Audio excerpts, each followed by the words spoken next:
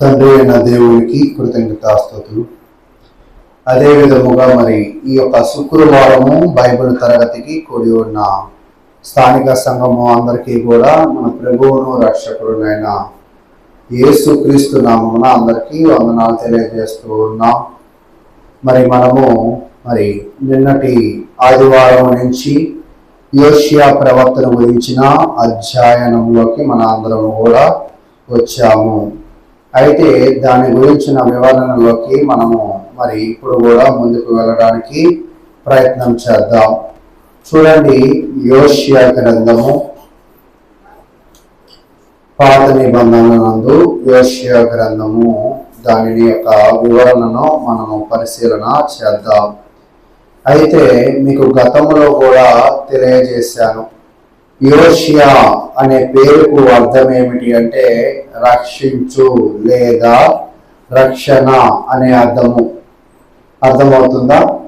అయితే యోషియా అనే పేరు ఒకవేళ మనము గమనించినప్పుడు యేసు అన్న, యెహోషువ అన్న, యోషియా అన్న ఒకటే అర్థాన్ని ఇస్తూ ఉన్నది అనేది మనము ధ్యానించడం ప్రారంభించాం.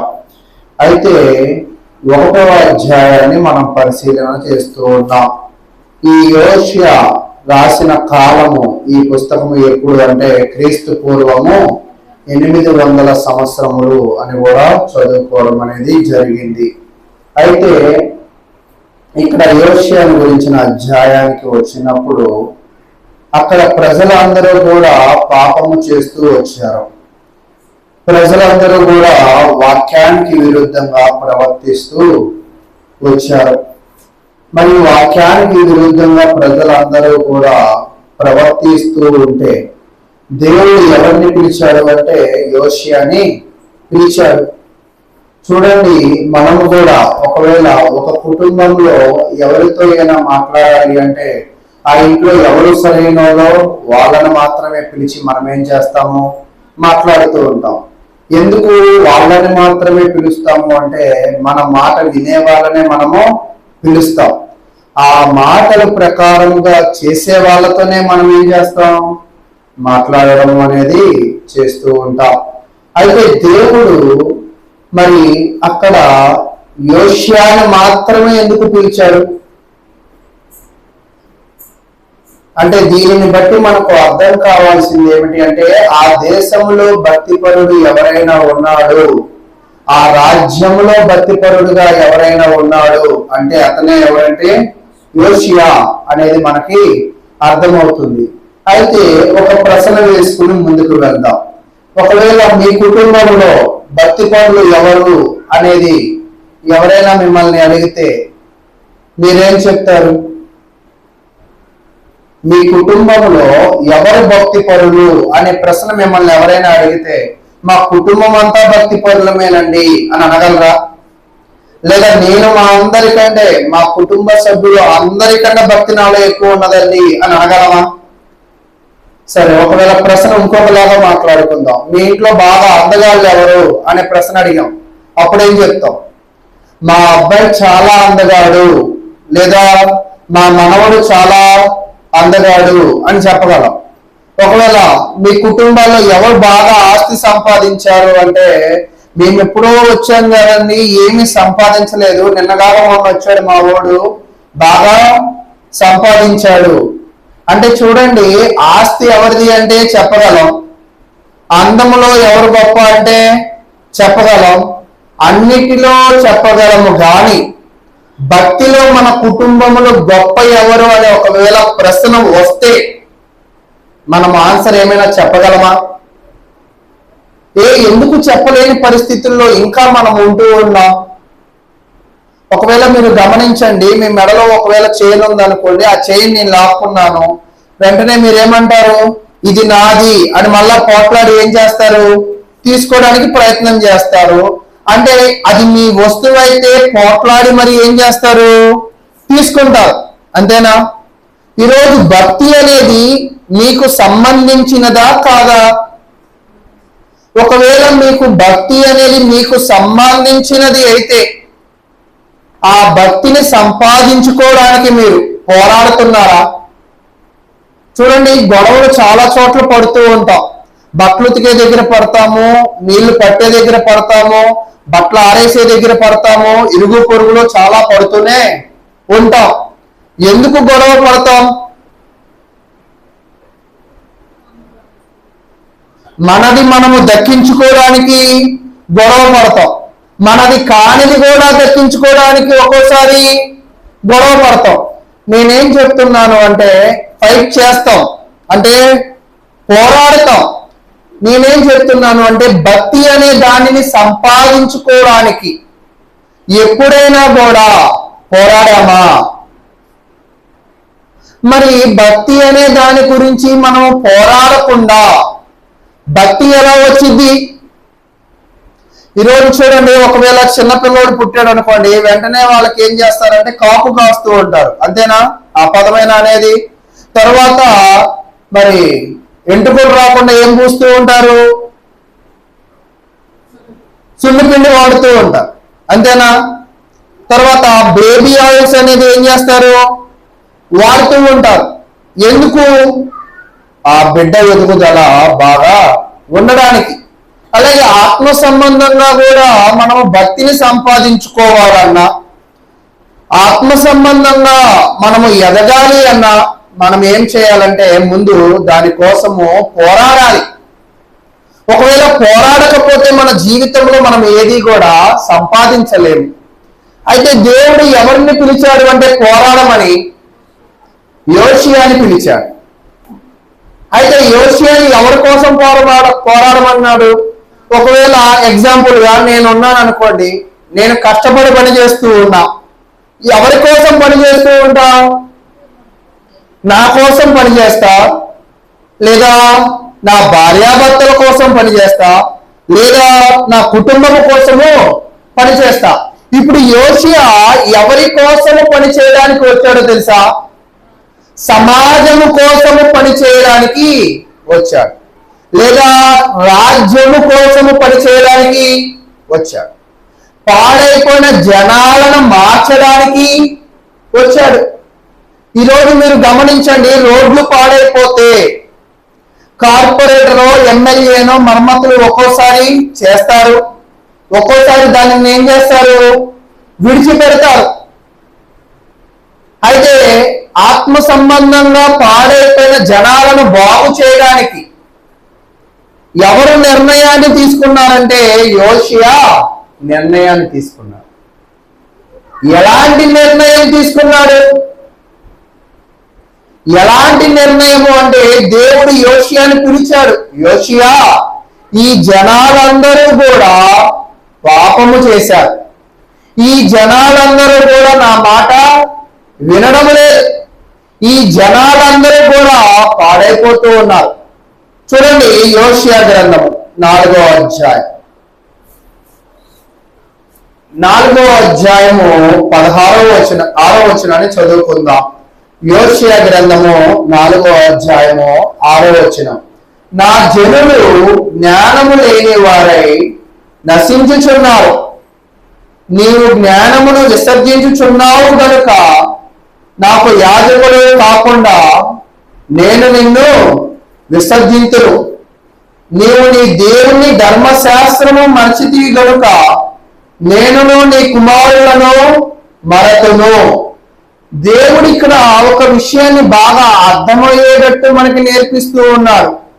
ఏంటి ఆ విషయము అంటే, జనాలు ఎందుకు పాడైపోతారంట? జ్ఞానము లేక పాడైపోతారు. ఎవరైనా కూడా దైవ భక్తిలో జ్ఞానము సంపాదించకపోతే వాళ్ళు ఏమైపోతారు అంటే పాడైపోతారు ఖచ్చితంగా. ఈరోజు స్థానిక సంఘాలకి, లేదా శుక్రవారం కూడికలకి, లేదా కృతజ్ఞతా కూడికలకి మిమ్మల్ని ఎందుకు రమ్మంటాము అంటే జ్ఞానాన్ని సంపాదించుకోవడానికి. ఒకవేళ ఆ జ్ఞానాన్ని నువ్వు సంపాదించుకోలేకపోతే, ఒకవేళ ఆ కూడికలకి నువ్వు రాలేకపోతే నువ్వేమైపోతావంట? పాడైపోతావు. పాడైపోవడం అంటే ఏమిటి? ఒకవేళ మీ జీవితంలో ఈ ఎండాకాలం కదా, పొద్దున్న వండారు అన్నం, ఇప్పుడు తినాలనుకుంటున్నారు, ఉండిద్దా? ఉండదు. పోనీ రేపటికి ఉండదు, ఏమైపోతుంది? పాడైపోతుంది. పాడైపోవడము అంటే ఏంటంటే ఉపయోగము లేకుండా పోతుంది. అంటే ఈరోజు దైవభక్తిని మనము సంపాదించుకోకపోతే, దేవుని వాక్యాన్ని మనము నేర్చుకోకపోతే నువ్వు దేనికి పనికి రాకుండా పోతావు. నీ జీవితం ఏమైపోతుంది అంటే వృధా అయిపోతుంది అని దేవుని వాక్యము తెలియజేస్తున్నాడు. తర్వాత ఏం చెప్తున్నాడంటే కింద వచ్చేపాటికి నీవు నీ దేవుని ధర్మశాస్త్రము మరిచితి. ముందేం చెప్పాడంటే వాక్యాన్ని జ్ఞానాన్ని సంపాదించుకోవాలి. సంపాదించుకున్న తర్వాత దానిని ఏం చేయాలంట? గుర్తు పెట్టుకోవాలి.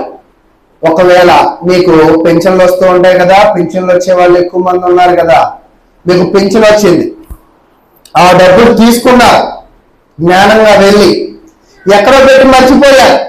ఇప్పుడు ఆ డబ్బులు ఏమైపోతాయి? ఉపయోగంగా ఉంటాయా, వృధా అయిపోతాయా? వృధా అయిపోతాయి. అలాగే దేవుని వాక్యాన్ని నేర్చుకోవడం మాత్రమే కాదు, దానిని ఏమి చేయాలంట? గుర్తు పెట్టుకోవాలి. దానిని ఏం చేయాలి? గుర్తు పెట్టుకోవాలి. దానిని మరిచిపోకూడదు అని దేవుని వాక్యము తెలియజేస్తుంది. ఒకవేళ నువ్వు దేవుని జ్ఞానాన్ని సంపాదించుకోకపోయినా, దేవుని జ్ఞానాన్ని, దేవుని మాటలను మరిచిపోయినా, దేవుడు నిన్నేమైపోతాడంటే మరిచిపోతాడు. ఈరోజు నేను అడుగుతున్న ఒక ప్రశ్న మీ అందరికీ కూడా, దేవుడు మిమ్మల్ని మీరు గుర్తు పెట్టుకోవాలని అనుకుంటున్నారా? దేవుడు మిమ్మల్ని మర్చిపోవాలని అనుకుంటున్నారా? మొన్నొకళ్ళు మనకి ఒక పెళ్లి కార్డు ఏదో కార్డు ఉండేది కదా ఎవల, అప్పుడు నేను అన్నాను పోనీ ఒక 1000 రూపాయలు మిగిలింది మనకి అని అన్నా. ఎందుకని? ఆ పెళ్లికో ఫంక్షన్కో పిలిస్తే ఖచ్చితంగా ఏం చేయాలా? ఒక 20 రూపాయలు ఇస్త్రీ బట్టలు వేయాలా, అంతేనా? తర్వాత ఒక 500 1000 రూపాయలు ఖచ్చితంగా ఏం చేయాలా? చదివించాలా. అంటే ఆ కార్డు మా ఇంటికి రాకపోవడము నాకు మేలు జరిగిందా, కీడు జరిగిందా? మేలే జరిగిందా?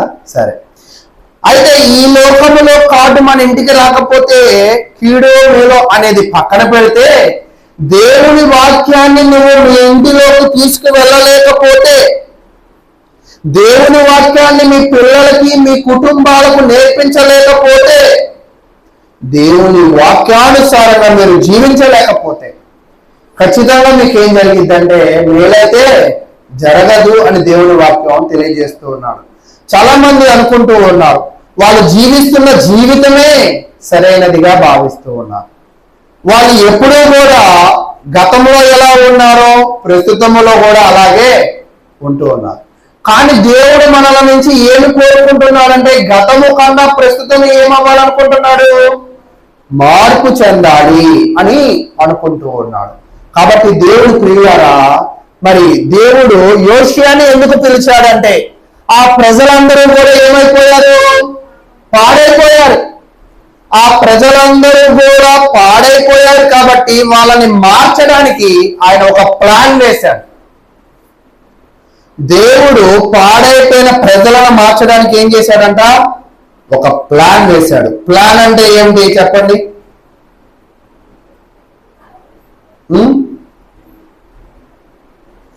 ప్లాన్ అంటే ఏమిటి? పథకం. పథకమేనా?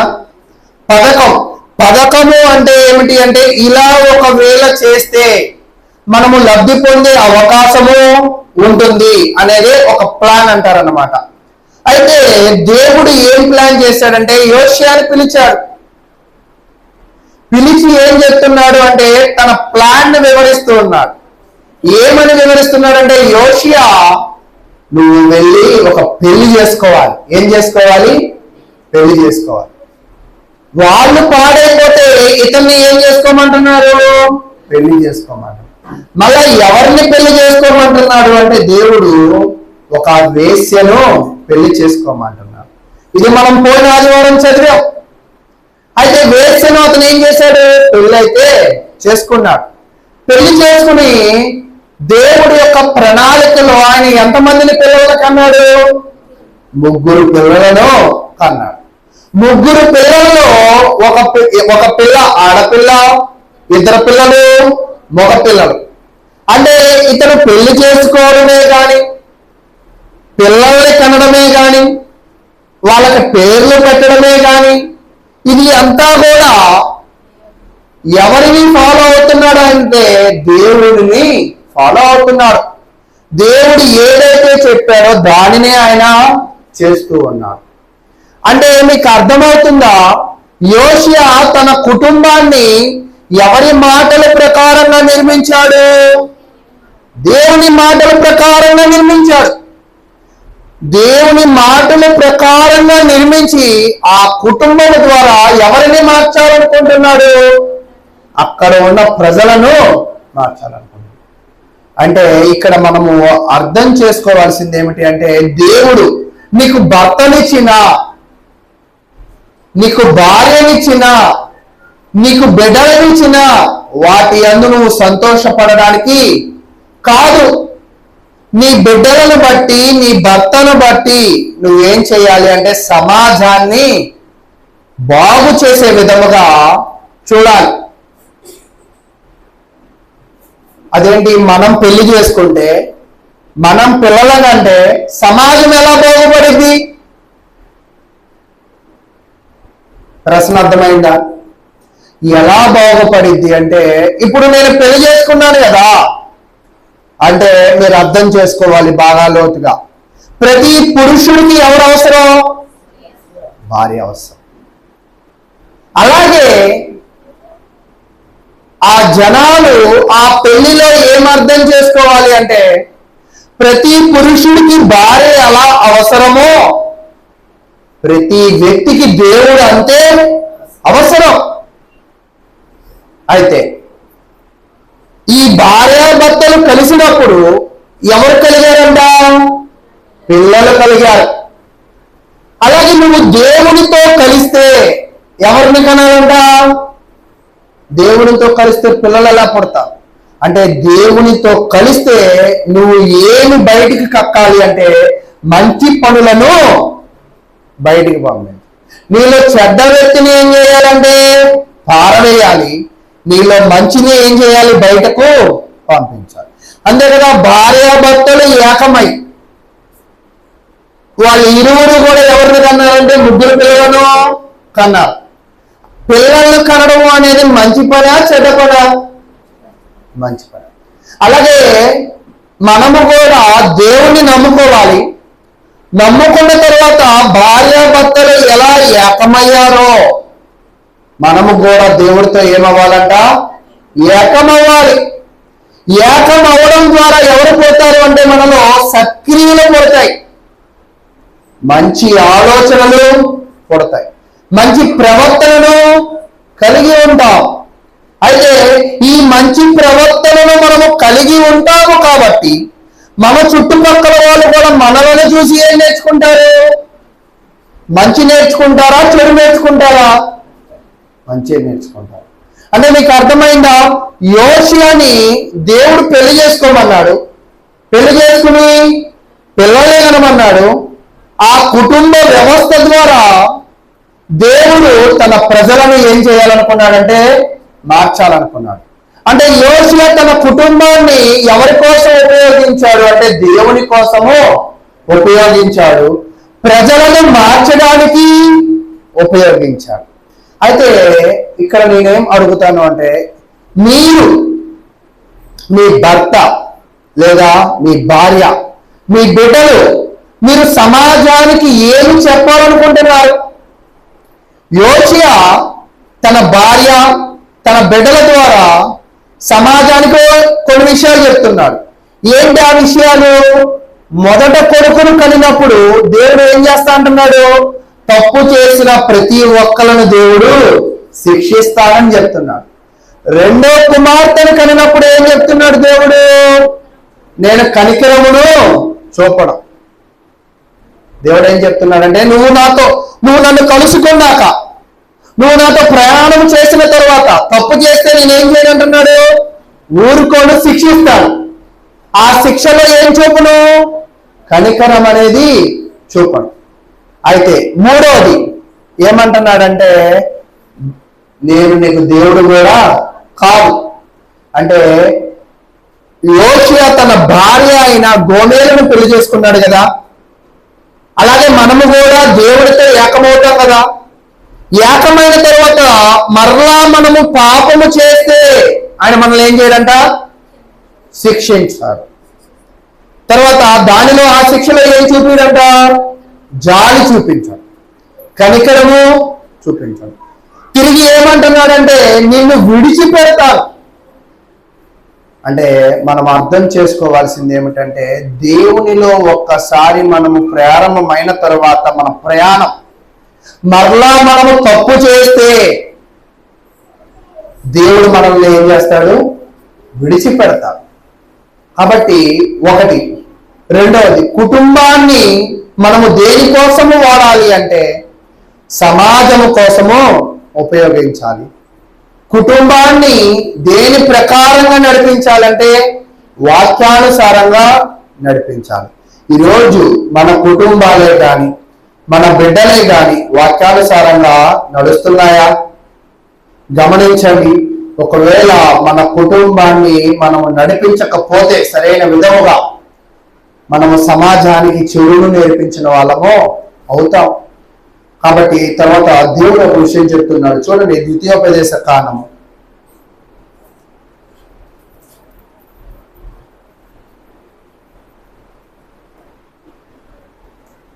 22వ అధ్యాయం. ద్వితీయోపదేశ కాండము 22వ అధ్యాయము 10వ వచనం. ఎద్దును గాడిదను జత చేసి భూమిని దున్నకూడదు. ఎద్దును గాడిదను జత చేసి భూమిని దున్నకూడదు. ఎందుకు దున్నకూడదు? అవును, వాటి యొక్క శరీర ఆకారాలను పరిశీలించినప్పుడు మనకు అర్థమైంది ఎద్దు గాడిద ఒకటిగా ఉండలేదు. అలాగే దేవుని మనసు నీ లోక సంబంధమైన మనసు రెండింటిని కూడా వేరు చేయకూడదు, కలపకూడదు. ఒకవేళ ఈ రెండింటిని నువ్వు కలిపినట్లయితే నీ జీవితంలో నువ్వేది కూడా సాధించలేవు అని దేవుని వాక్యం తెలియజేస్తుంది. కాబట్టి ఈరోజు నీ మనసులు ఎలా ఉన్నాయి? ఎద్దు గాడిదను కలిపినట్లుగా మీ మనసును ఈ లోక ఆలోచనలను మీరు కలుపుతున్నారా, లేదా ఈ లోక ఆలోచనలకు విరుద్ధంగా జీవిస్తూ ఉన్నారా అనేది మీరు పరిశీలన చేసుకోవాలి. అయితే ఎందుకు మనం పరిశీలన చేయాలి? మనం ఎందుకు దేవునిలో జీవించాలి? మనం ఎందుకు దేవునిని నమ్ముకోవాలి అంటే అప్పుడు చెప్తూ ఉన్నాడు లూకా సువార్త 16వ అధ్యాయం 9వ వచనము. అన్యాయపు సిరి వలన మీకు స్నేహితులను సంపాదించుకున్నది, ఎందుకనగా ఆ సిరి మిమ్మల్ని వదిలినప్పుడు వారి నిత్యమైన నివాసములో మిమ్మల్ని చేర్చుకుందరని మీతో చెప్పుచున్నాను. అయితే ఇక్కడ చెప్తున్న అర్థము ఒకటైనప్పటికీ కూడా ప్రతి ఒక్క వ్యక్తి కూడా అతని యొక్క దృష్టి దేని మీద పెట్టాలంటే నిత్యమైన నివాసము మీద పెట్టాలి. ఈరోజు దేవుని మీద నువ్వు దృష్టి పెట్టినట్లయితే, నీ కుటుంబాన్ని వాక్యానుసారంగా నువ్వు నడిపించినట్లయితే నీకు ఏమి కన్ఫామ్ అయిందంటే నిత్యమైన నివాసము కన్ఫామ్ అయింది. ఒకవేళ నీ కుటుంబాన్ని నువ్వు వాక్యానుసారంగా నడిపించలేదు అంటే, నీ జీవితాన్ని వాక్యానుసారంగా నువ్వు నడిపించలేదు అంటే నీకు నిత్యమైన నివాసము అనేది ఉండదు అని దేవుని వాక్యం అయితే తెలియజేస్తూ ఉంది. కాబట్టి మనము నిత్యమైన నివాసములోకి వెళ్ళాలి అని అనుకుంటే మనము ఏమి చేయాలంటే మీరు రాసుకోండి. 2 కొరింథీ 6:14 ఏం చెప్తాడంటే మీరు అవిశ్వాసులతో జోడుగా ఉండకూడదు. ఇందాకేం చెప్పాడు? ఎద్దును గాడిదను కలపకూడదు అన్నాడు. ఇప్పుడు నిన్న ఎవరికి దూరంగా ఉండమన్నాడు? అవిశ్వాసులతో దూరంగా ఉండమన్నాడు. ఎందుకు అవిశ్వాసులతో దూరంగా ఉండమన్నాడంటే నీతికి దుర్నీతితో ఏమి సంగత్యము, వెలుగునకు చీకటితో ఏమి పోతు. వాళ్ళు చెడ్డవాడు కదా, నువ్వు మంచివాడివి కదా. నువ్వు మంచివాడిని చెడ్డవాడితో సహవాసము చేస్తే నువ్వేమైపోతావంటే పాడైపోతావు అని చెప్తూ ఉన్నాడు. కాబట్టి మీ అందరి యొక్క సహవాసము ఎవరితో ఉండాలి అంటే యోషియా లాగా దేవునితో ఉండాలి. మీ అందరి ప్రవర్తన ఎలా ఉండాలి అంటే యోషియా దేవునికి లోబడినట్లుగా మీరు కూడా దేవునికి లోబడాలి.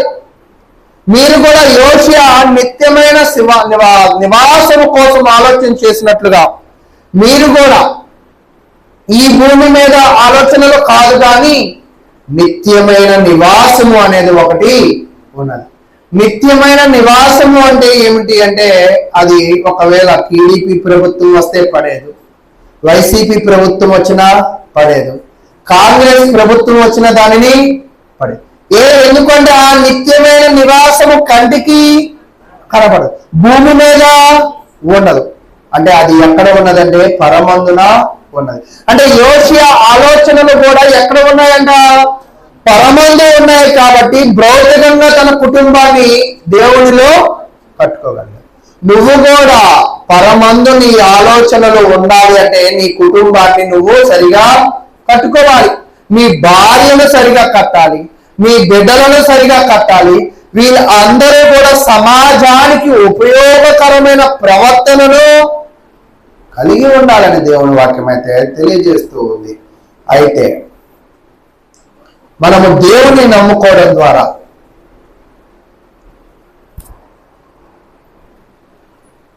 మనము దేవుని యందు విశ్వాసం ఉంచడం ద్వారా మనకి ఏం జరుగుతుంది చూడండి.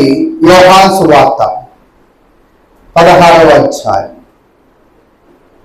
యోహాను సువార్త 16వ అధ్యాయము 13వ వచనం. అయితే ఆయన అనగా సత్య స్వరూపి అయిన ఆత్మ వచ్చినప్పుడు మిమ్మల్ని సర్వసత్యములోనికి నడిపించును.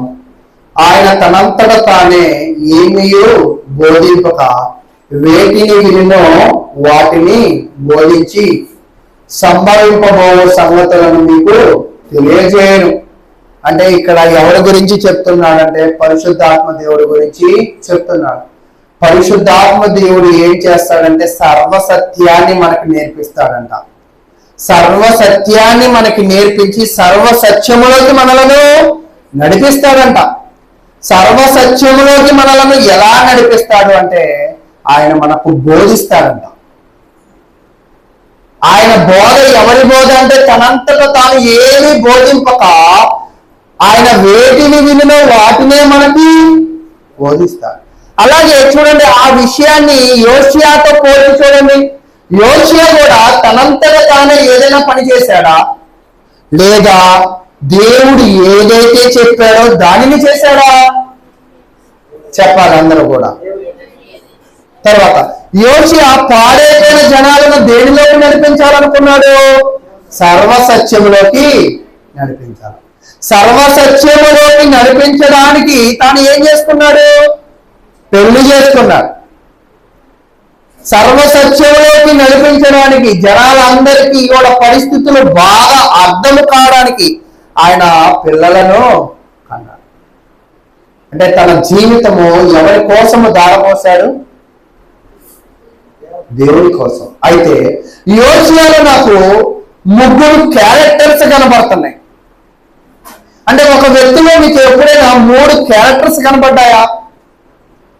మన లోకల్లో కొంతమంది అంటూ ఉంటారు, మేనమామ పోలిక వచ్చావు, లేదా మా చెల్లి పోలిక వచ్చావు, మా అమ్మ పోలిక వచ్చావు అంటాం. అంటే ఒక వ్యక్తిలో ఒక పోలిక కనపడుద్ది కానీ 2-3 పోలికలు కనపడవు. అంటే కొంతమంది అంటారు కళ్ళు ఒకలాగున్నాయి, ముక్కు ఒకలాగుంది, మూత ఒకలాగుంది అని అంటూ ఉంటాం. కానీ యోషియా ప్రవర్తన మీరు చూసినట్లయితే 3 కనపడతారు. ఎంతమంది?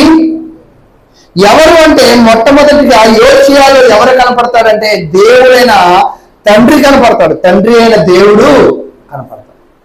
యోషియాలో ఎవరు కనపడతాడంట? తండ్రి అయిన దేవుడు కనపడతాడు. అదేంటి, మనిషిలో దేవుడు ఎలా కనపడతాడు అంటే అందుకే దేవుడు కూడా చెప్పాడు కదా, మన పోలిక చొప్పున మన స్వరూపమందు ఎవరిని చేద్దాము? నరులను చేద్దాం. అంటే నరులలో ఎవరి పోలిక ఉన్నదంట? కానీ ఈ దేవుని పోలికను ఎవరు మూసివేస్తుందంటే ఈ లోకములో పాపాలు మూసేస్తారు. కానీ యోషియాలో మాత్రం ఏం లేదు, పాపము లేదు కదా. కాబట్టి ఇతనిలో ఎవరు కనబడుతున్నారు ఇప్పుడు? తండ్రి అయిన దేవుడు. తండ్రి అయిన దేవుడు ఏం గుణాన్ని కలిగి ఉన్నాడంటే, యోహాను సువార్త 3:16 దేవుడు లోకమును ఎంతో దేవుడు లోకాన్ని ఏం చేశాడంట? ప్రేమించాడు. ప్రేమ అంటే ఏంటో తెలుసా అసలు మీకు? చాలా మంది రుద్దులు చూపిస్తూ ఉంటారు ప్రేమ. వాస్తవానికి వీళ్ళ దగ్గరే డబ్బులు ఉండవు. ఆ పెన్షన్ 2,500 3,000 ఇస్తే దానిలో 1,500 ఖర్చు పెట్టి ఇంకొక 1,500 వాళ్ళ అమ్మాయిలకు వాళ్ళ అబ్బాయిలకు పంపించే రుద్దులు కూడా ఉన్నారు. ఉన్నారా లేదా? ఉన్నారు. సరే, ఒకవేళ ఈ వృద్ధులకి పిల్లలు ప్రేమించి పిల్లలు ఒక 1,000 రూపాయలు 2,000 పంపించే పిల్లలు కూడా ఉన్నారు. అంటే ప్రేమ ఉంటే మనం ఏం చేయగలమంట? వాళ్ళ యొక్క అవసరాలను తీర్చగలం. అంతేనా? ఇప్పుడు యోషియా ఎవరిని ప్రేమించాడంటే మొదటిగా దేవుణ్ణి ప్రేమించాడు. ఈ యోషియా ఎవరిని ప్రేమించాడంటే తన ప్రజలను ప్రేమించాడు. కాబట్టి తాను ఏం చేసుకున్నాడంటే పెళ్లి చేసుకున్నాడు. అంటే ప్రేమ ఏం చేసిద్ది అంటే జనాలను రక్షించే విధముగా నడిపించింది. ఈరోజు కాబట్టి యోషియాలో ఎవరు కనపడ్డారంటే తండ్రి అయిన దేవుడు కనపడినట్లుగా మనకు అర్థమవుతుంది. యోషియాలో క్రీస్తు కనపడ్డాడు. తండ్రి ఎలా కనపడ్డాడంటే ప్రేమ ద్వారా అని చెప్పుకున్నాం. యోషియాలో ఎవరు కనపడ్డాడంటే యేసుక్రీస్తు కనపడ్డాడు. యేసుక్రీస్తు ఎలా కనపడ్డాడంటే యేసుక్రీస్తు ఆయన ఏ సంబంధి కాదు అంటే భూ సంబంధి కాదు. ఆయన మొదటిగా పరసంబంధి. ఆ పరసంబంధి ఎవరి మాట విన్నాడు? తండ్రి మాట విని భూమి మీదకి వచ్చాడు. నువ్వు కిందకి వెళ్ళు అని చెప్పగానే కిందకి వచ్చేసాడా లేదా? యోషియా కూడా దేవుని మాట విని ఏకాంగులుగా ఉన్నాడు. ఏకాంగులుగా అంటే సింగిల్ బ్యాచులర్ గా ఉన్నవాడు. ఎవరిని చేసుకున్నాడంటే వ్యభిచారిని పెళ్లి చేసుకున్నాడు. ఒక వేశ్యను పెళ్లి చేసుకున్నాడు. అది కష్టమా ఇష్టమా? ఎవరైనా అందమైన అమ్మాయిని చేసుకో, 6 తరాలు 7 తరాలు అటు ఇటు బాగున్న వాళ్ళని చేసుకో, ఆస్తున్న వాళ్ళని చేసుకో అంటారు. కానీ యోషియాని దేవుడు ఏం చెప్పాడంటే నిన్ను ఇబ్బంది పెట్టే అమ్మాయిని పెళ్లి చేసుకో. ఇబ్బంది. అలాగే యేసుక్రీస్తును కూడా దేవుడు నువ్వు భూమి మీదకి వెళ్తే ఏమవుతావు? ఇబ్బందులు పడతారు. ఎవరు? యేసుక్రీస్తు. యోషియా కూడా పెళ్లి చేసుకుంటే ఏం పడతాడు? క్రీస్తు ఎలా ఇబ్బంది పడినా ఆ భూమి మీదకు వచ్చాడో యోషియా కూడా ఇబ్బందులు పడ్డా కూడా ఎక్కడికి వచ్చాడు? పెళ్లి అనేది చేసుకున్నాడు. పిల్లలు అనేది కన్నట్టుగా మనమైతే చూస్తూ ఉంటాం. చూడండి 1 పేతురు 4వ అధ్యాయం. 1 పేతురు 4వ అధ్యాయము 1వ వచనం. క్రీస్తు శరీరమందు శ్రమపడిన గనుక మీరు అట్టి మనసును ఆయుధముగా ధరించుకోండి. మళ్ళా చదువుతున్నాను చూడండి. క్రీస్తు శరీరమందు ఏం పడ్డాడంట? శ్రమ పడ్డాడు. యోషియా కూడా మీరు గమనించండి. యోషియా ఎవరిని పెళ్లి చేసుకున్నాడంటే ఒక వేశ్యని పెళ్లి చేసుకున్నాడు కదా. ఇతను ఆమెతో సంసారం చేసినప్పుడల్లా, ఆమెతో కలిసినప్పుడల్లా, ఆమెతో జీవితాన్ని పంచుకున్నప్పుడల్లా యోషియాకి ఏం గుర్తొచ్చింది అంటారు? ఇలా చెప్తే మీకు అర్థం కాదేమో. మీ దగ్గర 1,00,000 రూపాయలు అప్పు తీసుకున్నారు, వడ్డీ కట్టట్లా, అసలు కట్టట్లా. వాళ్ళని చూస్తే మీకు ఏమనిపించింది ఇప్పుడు చెప్పండి? కోపం వచ్చింది. ఎందుకు కోపం వచ్చింది? డబ్బులు తీసుకున్నాడు కాబట్టి కోపం. ఇప్పుడు అలాగే ఈ యోషియా ఈ అమ్మాయిని చూసినప్పుడల్లా కూడా ఏం గుర్తు రావాలి? ఈమె వ్యభిచారి, ఈమెను చేసుకున్నా అని ఆయన పొడుచుకున్నాడా? పొడుచుకోలా. ఆయన ఏమనుకున్నాడంటే ఇది దేవుడు నాకు చేయమన్నాడు కాబట్టి నేను చేశా. అది కష్టమైనా కూడా దానిని ఏం పడ్డాడంటే ఇష్టపడ్డాడు. అలాగే యేసుక్రీస్తు కూడా భూమి మీదకి వచ్చినప్పుడు ఆయన శిలువ మరణం అనుభవిస్తాడని తెలుసు, ఆయన్ని కొరడాలతో కొడతారని తెలుసు, ముళ్ళ కిరీటం పెడతారని తెలుసు, ఉమ్మి వేయబడతామని తెలుసు, పిడి గుద్దులు పడతాయని తెలుసు. అయినా కూడా భూమి మీదకి ఏం చేశాడు? వచ్చాడు. భూమి మీదకి వచ్చి ఏం పడ్డాడంటే తన శరీరమందు శ్రమ పడ్డాడు. యోషియా కూడా తన భార్య అందు ఎంతో భారమైన ఇబ్బంది అయిన శ్రమపడి ఏం చేసుకున్నాడు? పెళ్లి చేసుకుని పిల్లలను కన్నాడు.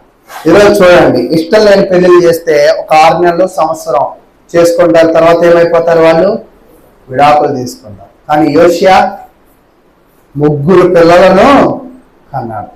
అంటే దీనిని బట్టి మనం చూస్తూ ఉంటే యోషియా తండ్రిలాగా ప్రేమ కలిగి ఉన్నాడు, క్రీస్తులాగా తండ్రికి లోబడుతూ శ్రమలు పడుతూ ఉన్నాడు. చూడండి, అదే పేతురు గ్రంథం 4:2 ఇంకొక విషయం చెప్తాడు. శరీర విషయంలో శ్రమపడిన వాడు శరీరమందు జీవించు, మిగిలిన కాలము ఇక మీదట మనజాసలను అనుసరించి నడుచుకొనక దేవుని ఇష్టానుసారముగానే నడుచుకున్నట్లు. అంటే యేసు క్రీస్తు భూమి మీద బ్రతికినప్పుడు ఎవరికి నచ్చినట్లుగా జీవించాడంట? మనజాసలకు ఇష్టముగా కాదు. ఈరోజు చూడండి, మీ కుటుంబంలో ఏదైనా ఒక పని చేయాలనుకోండి, ఏం చేస్తారు మీరు? ఒకవేళ ఉదాహరణకి ఒక మాట్లాడుకుందాం, మీ ముందు చికెన్ ఉంది, మీ ముందు చేప ఉంది, మీ ముందు మటన్ ఉంది. వింటున్నారా నిద్రపోయిన వాళ్ళు కూడా? ఏం చెప్పాను చెప్పండి? చికెన్ ఉంది, చేప ఉంది, మటన్ ఉంది. ఇప్పుడు వీటిలో ఏదో ఒకటి మీ కుటుంబంలో ఒకటే వండాలి. ఎన్ని వండాలి? ఇప్పుడు మీరేం చేస్తారు? మా ఇంట్లో ఎప్పుడు ఆ 3 లేవండి అంటారా? మేము ముందు కళ్ళ ముందే ఉండే దాంట్లో ఒకటే వండగలరు. ఇంట్లో వెళ్ళి ఏం వండుదాం అని అడుగుతారా? మీకు ఏది ఇష్టమో అదే చేస్తారు. కానీ ఇక్కడ దేవుడు కుటుంబ వ్యవస్థను ఎలా ఉండమంటున్నాడంటే, నీకు నచ్చినట్లుగాను నాకు నచ్చినట్లుగా జీవించడము కాదు. దేవుడు కుటుంబ వ్యవస్థను ఎలా ఉండమన్నాడంటే, నీ మనజాసలకు కాదు కానీ దేవుని ఇష్టానుసారముగా ఉండాలి. అంటే నువ్వు కుటుంబంలో చేసే ప్రతి పని కూడా ఎవరితో డిస్కస్ చేయాలంట? మీ కుటుంబాల్లో మీరు చేసే పనిని మీ కుటుంబాల్లో పంచుకుంటున్నారా? ఒకవేళ మీరు పంచుకోకపోతే మీరు వాక్యానికి విరుద్ధంగా నడుచుకున్న వాళ్ళే అవుతారు. అంటే మనం ఒక పనిని చేస్తున్నప్పుడు దానిని మనం ఏం చేయాలంట? మన కుటుంబముతో పంచుకోవాలి. అయితే తర్వాత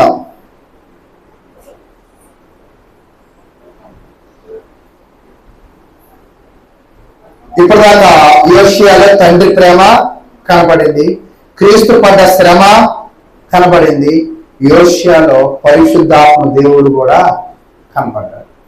యోషియాలో పరిశుద్ధాత్మ దేవుడు ఎలా కనపడతాడు అంటే, చూడండి, యోహాను సువార్త 14వ అధ్యాయం. యోహాను సువార్త 14వ అధ్యాయము 18వ వచనం. యోహాను సువార్త 14వ అధ్యాయము 18వ వచనం. మిమ్మల్ని అనాథులుగా విడవను, మీ యొద్దకు వత్తును, కొంతకాలమైన తర్వాత లోకం నన్ను మరి అన్నడు చూడదు. ఇక్కడ నేను చెప్పాలనుకుంటుంది ఏంటంటే, పరిశుద్ధాత్మ దేవుడు మనల్ని ఎలా విడిచిపెట్టడంట? అనాథలుగా విడిచిపెట్టడం. యోషియా కూడా పాపము చేసిన ప్రజలను విడిచిపెట్టాడా, లేదా వాళ్ళను కాపాడడానికి ప్రయాసపడ్డాడా? ప్రయాసపడ్డాడు. అంటే మనము కూడా మన జీవితంలో ఎప్పుడైనా కూడా ఎలా ఉండాలి అంటే, మన కుటుంబాలనే కానీ, మనల్ని ప్రేమించిన వారినే కానీ, మన స్థానిక సంఘాలనే కానీ ఎలా చేయకూడదు? విడిచిపెట్టకూడదు. యోషియా చెడ్డవారు అయినప్పటికీ కూడా వాళ్ళని ఏం చేయాలనుకున్నాడు? మార్చాలి. మార్చడానికి ఆయన ఎన్నుకున్న విధానం ఏమిటి? పెళ్లి చేసుకోవడం, పిల్లల్ని కనడం, వాళ్ళ ద్వారా వాక్యాన్ని తెలియజేయడం. చూసారా, యోషియాలో తండ్రి ప్రేమ కనపడింది, యోషియాలో క్రీస్తు యొక్క త్యాగము కనపడింది, యోషియాలో పరిశుద్ధాత్మలాగా ఎప్పుడు కూడా అన్ని విషయాలు తోడుగా ఉన్నట్లుగా కనపడ్డాడు.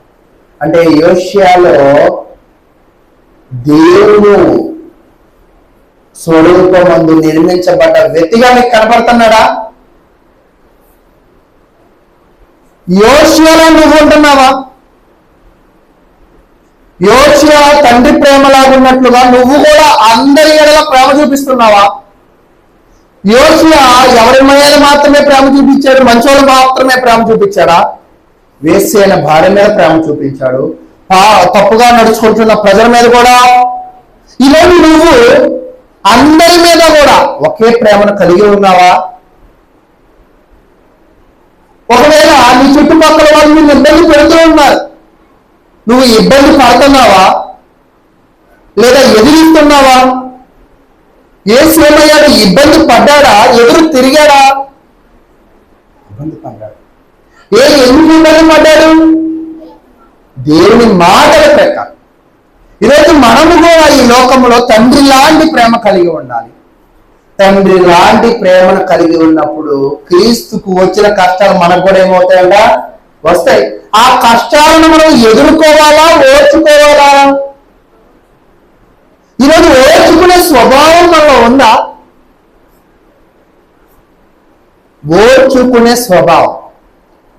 ఈరోజు ఒక సమస్య వస్తే నోరేసుకుని పడిపోయేవాళ్ళు, చేతులు కాళ్ళు వేసుకుని పడిపోయేవాళ్ళు, తగాదాలకు 10 మందిని పోగేసుకునే వాళ్ళే కనపడుతున్నారు. కానీ క్రీస్తులాగా నేను ఓర్చుకోవాలి, నేను ప్రేమను మాత్రమే చూపించాలి అని అనుకుంటున్నావా? మనకు వచ్చిన బూతులు, మనకి రాని బూతులు ఎన్ని పడతాయని మనం ఏం చేస్తాం? పెడతాం. క్రీస్తు దేవుని మాటను నిలబెట్టడానికి కష్టపడినట్లుగా మనము స్థానిక సంఘాన్ని నిలబెట్టడానికి మనం ఎప్పుడైనా ప్రయాసపడ్డామా? ప్రయాస. క్రీస్తు శ్రమ పడ్డాడు కదా, నువ్వు ఎప్పుడైనా స్థానిక సంఘం కోసం శ్రమ పడ్డావా? యేసు క్రీస్తు ప్రభువారు 33.5 సంవత్సరాలు జీవించాడు కదా, ఈ జీవితంలో ఆయన ఆనందముగా ఉన్న రోజులు ఎన్ని ఉన్నాయి?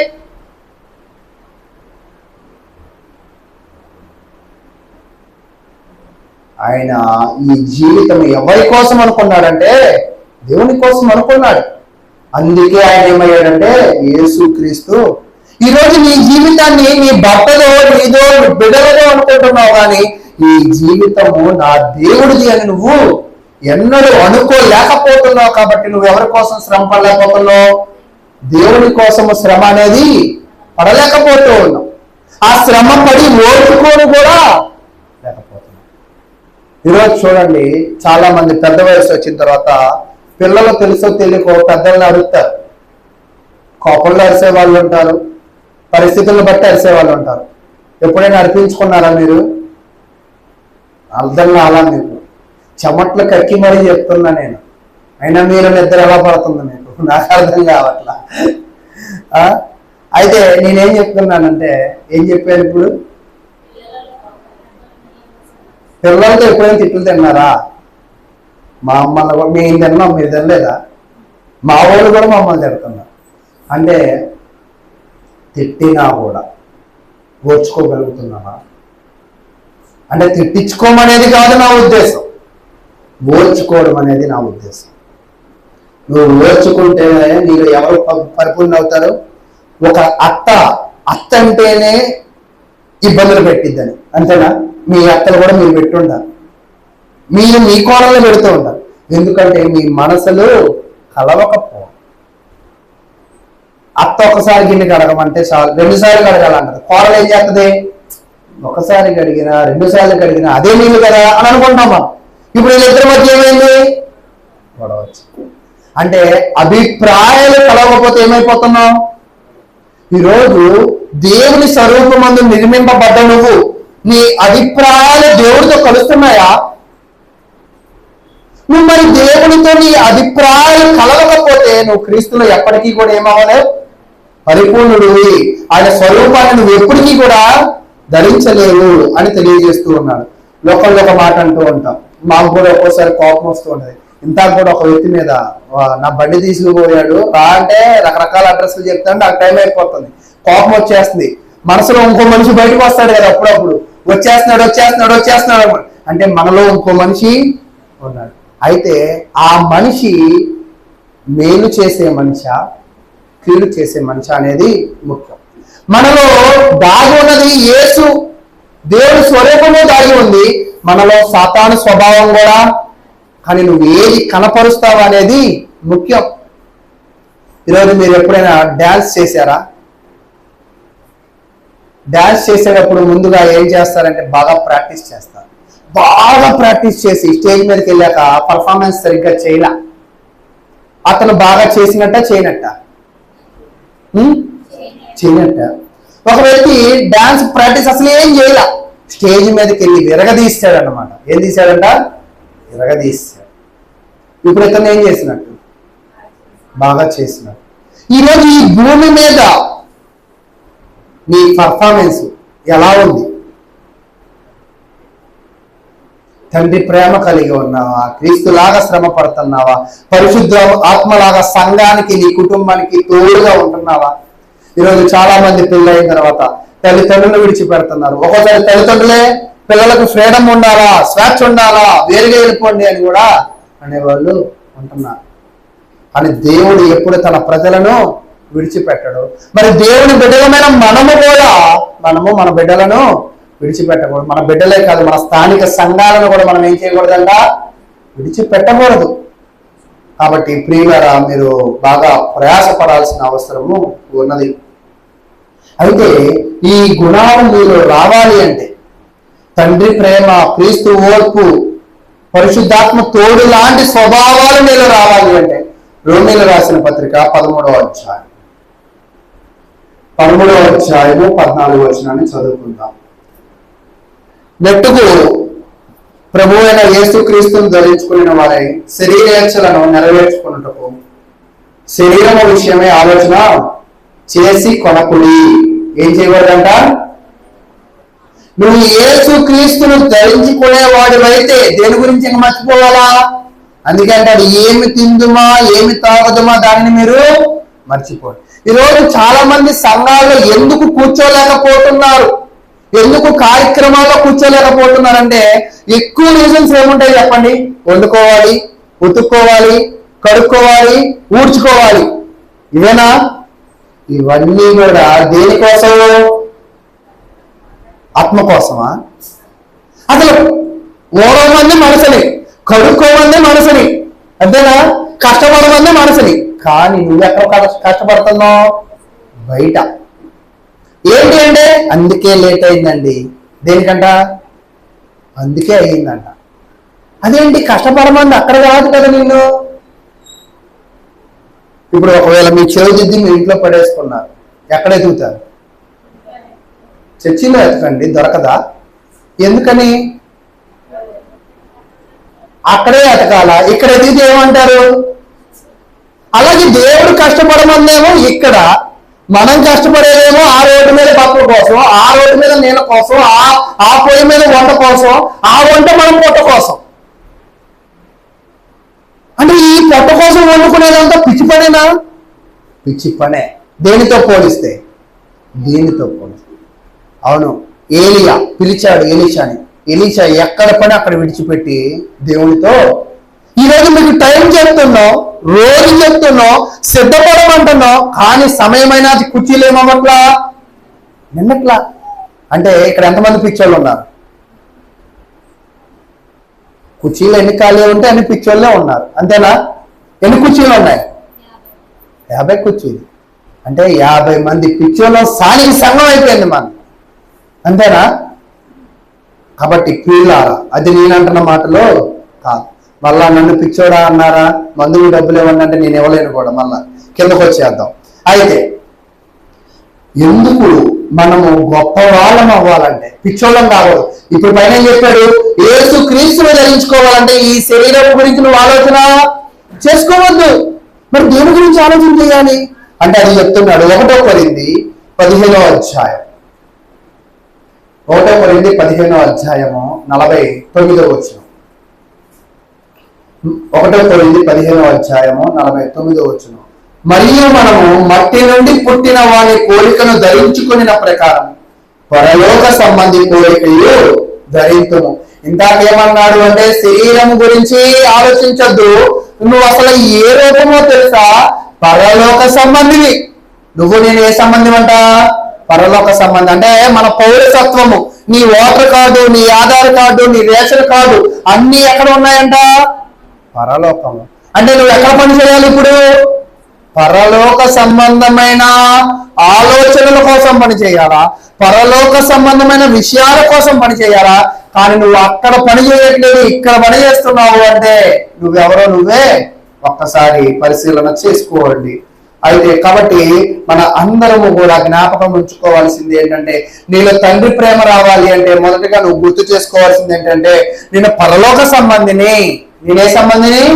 పరలోక సంబంధిని. నేను పరలోక సంబంధిని కాబట్టి తండ్రి లాంటి ప్రేమ నాలో ఉండాలి, క్రీస్తు లాంటి త్యాగము నాలో ఉండాలి, పరిశుద్ధాత్మలాగా తోడుగా నేను కూడా ఉండాలి. యోషియా అలాగే ఉన్నాడు, యోషియా అలాగే ఉన్నాడు. ఈయన యొక్క దృష్టి ఎవరి మీద ఉందంటే ఇప్పుడు పరలోక సంబంధం మీద ఉంది. అంటే తన శరీరం మీద ఆయన ఏం పెట్టుకోలేదు. ఈరోజు నిజముగా కూడా చూడండి, మీరు పెళ్లి సంబంధాలు చూస్తే బాగా బొగ్గులాగా ఉన్న అమ్మాయి ఉంది. దేవుడి దయ మన సంఘంలో లేరు అలా, మళ్ళీ మీరు నన్ను అన్నారని మీరు అనుకోవద్దు. బొగ్గులాగా ఉందనుకోండి. ఈ అమ్మాయికి మీ అబ్బాయిని ఇవ్వాలంటే మీరు ఇష్టపడతారా? ఎందుకు? ప్రతి ఒక్కరు పెళ్లి చేసుకోవాలంటే అవతల హీరోయినే ఉండాలా, నువ్వు హీరో కావు. మళ్ళా అవతల మాత్రం ఎవరు కనపడాలంట? హీరోయినే కనపడాలి. నువ్వు మాత్రం ఎలా ఉండవు? ఈరోజు భూమి మీదకి వచ్చిన ప్రతి ఒక్కరు కూడా దేవుడు నన్ను ఆశీర్వదించాలి అంటాం. కానీ మనం దానికి తగ్గట్టు ఉంటామా? కానీ మనకు మాత్రం ఏం కావాలా? ఆశీర్వాదం. ఎలా వస్తాయి? ఎలా ఇస్తాడు? ఇందాక మీకు చెప్పినప్పుడు పోగొట్టుకునేది అక్కడ, ఎతికేది ఇక్కడ, కష్టపడేది అక్కడ, అడిగేది ఇక్కడ. అంతేనా?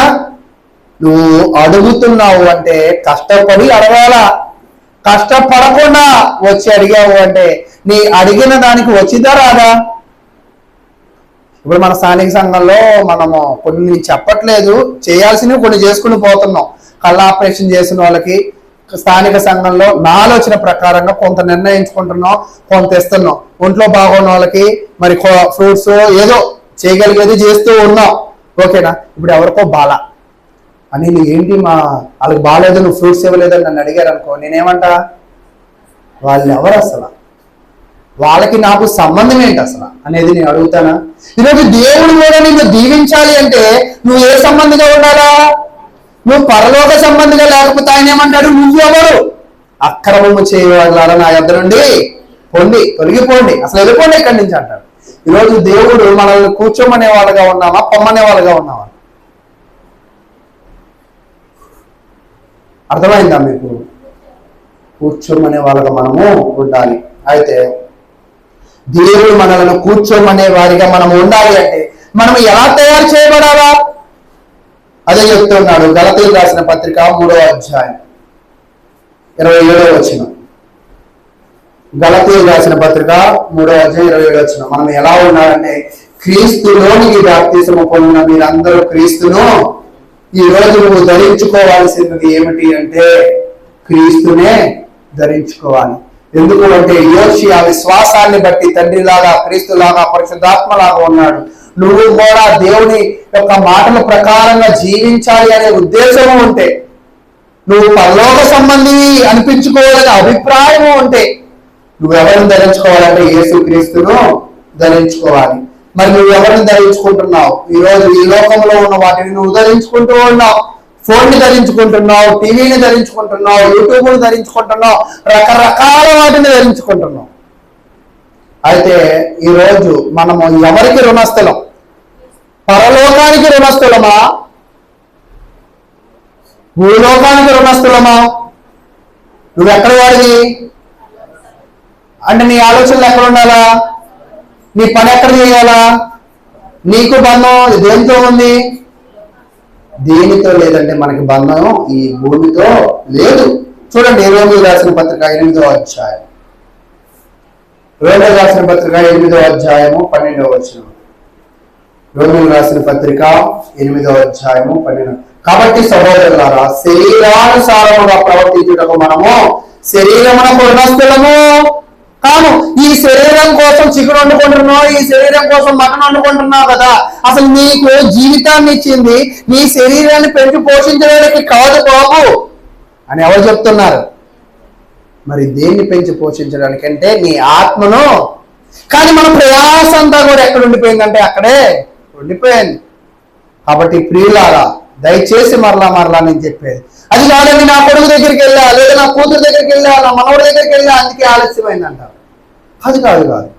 నువ్వు నీ కొడుకు కోసం రాలా, నీ కూతురు కోసం రాలా, నీ మనవడి కోసం రాలా. నువ్వు ఎవరికి రుణస్తుడు అంటే దేవునికే రుణస్తుడు. నువ్వెవరు అంటే పరసంబంధివి.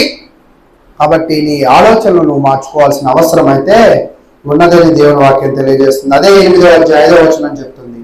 రోమీయులకు రాసిన పత్రిక అదే 8వ అధ్యాయం 5వ వచనం. శరీరానుసారులారా, శరీరానుసారులు శరీరం మీద మనసు నుంతురు, ఆత్మానుసారులు ఆత్మ విషయముల మీద మనసు నుంతురు. శరీరానుసారమైన మనసు మరణము. అంటే ఆత్మానుసారమైన మనసు అంటే ఏమిటి? దేవుడి వాక్యము వినడము, దాని ప్రకారంగా జీవించాలని ప్రయత్నించడము, దానికోసము ప్రయాసపడము, తండ్రిలాగా ప్రేమను చూపడము, క్రీస్తులాగా శ్రమను చూపడము, పరిశుద్ధాత్మలాగా తోడును ఇవ్వడం. ఒకవేళ ఈ లక్షణాలు నీలో లేకపోతే నువ్వు ఆత్మానుసారమైన వ్యక్తివి కావు. నువ్వు ఎవరు అంటే శరీరానుసారం. అదేంటండి, నేను అప్పుడప్పుడు ఆదివారం వస్తున్నా కానీ లేటుగా వచ్చిన పాటలే వస్తున్నా తప్పు అంటే అవును. నువ్వు నీ దృష్టి అంతా దేని మీద పెట్టావంటే శరీరం మీదే పెట్టావు. ఒకవేళ నువ్వు ఆత్మ మీద దృష్టి పెడితే పదే నువ్వు చెప్పించుకో. చూడండి, బుర్రన్న వాళ్ళు ఎప్పుడైనా ఒకసారి చెప్పించుకుంటారా, 10 సార్లు చెప్పించుకుంటారా? 10 సార్లు చెప్పించుకుంటున్నారంటే వాళ్ళకి ఏం లేనట్టు. ఈరోజు మనము మన దేని మీద మనసు ఉంచుతున్నాం. ఒకవేళ దీని మీద మనకు మనసు ఉంటే ఖచ్చితంగా శ్రద్ధ అనేది చూపించాలి, ఆసక్తిని కనపరచాల్సిన అవసరం అయితే ఉన్నదేమి దేవుని వాక్యం అయితే తెలియజేస్తూ ఉంది. కాబట్టి దేవుని ప్రియులారా, యోషియా పేరుకు మాత్రమే ప్రవక్త గాని ఆయనలో దేవుని స్వరూపముతో ఏర్పరచబడ్డ ఒక వ్యక్తిలాగా ఆయన కనపడ్డాడు.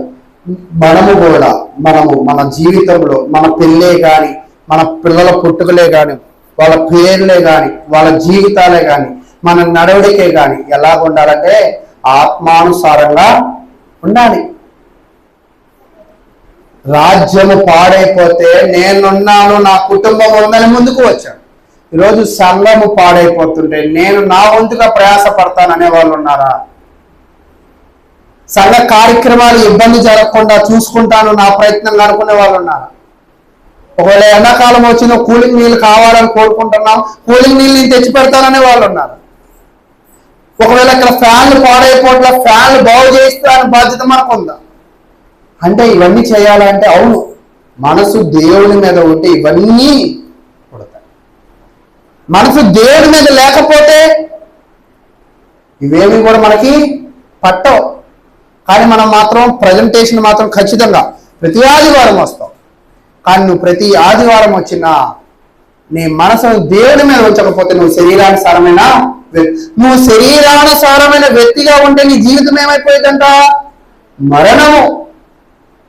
కాబట్టి ప్రియులారా, మరొకసారి మీ జీవితాన్ని ఆలోచన చేసుకుని మీరు ఎలా జీవించాలి అంటే చూడండి, చివరిగా ఒక విషయాన్ని తెలియజేస్తూ ఉన్నాను. 2 కొరింథీయులకు రాసిన పత్రిక 10వ అధ్యాయం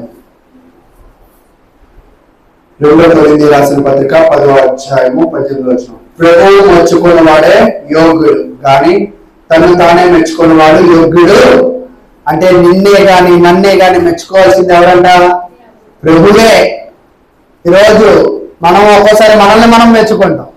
నేను కరెక్ట్ గానే ఉన్నాను, నేను భక్తిగానే ఉన్నాను, నేను ఆత్మానుసారంగానే ఉన్నాను అనుకుంటాం. కానీ నిన్ను నన్ను మెచ్చవలసింది ఎవరు అంటే నువ్వు నేను కాదు, దేవుడే మనలను మెచ్చాలి. కాబట్టి మీ అందరినీ కూడా దేవుడు మెచ్చాలని కోరుకుంటూ మీ కుటుంబాలందరూ కూడా దేవుడి కోసం జీవించాలని, మీరు కూడా యోషియా లాగా మీ జీవితాలను కొనసాగించాలని కోరుకుంటూ ఎంతో ఓపికగా మీ అందరికీ మరొకసారి ప్రభు నామమున వందనాలు తెలియజేస్తూ ఉన్నా.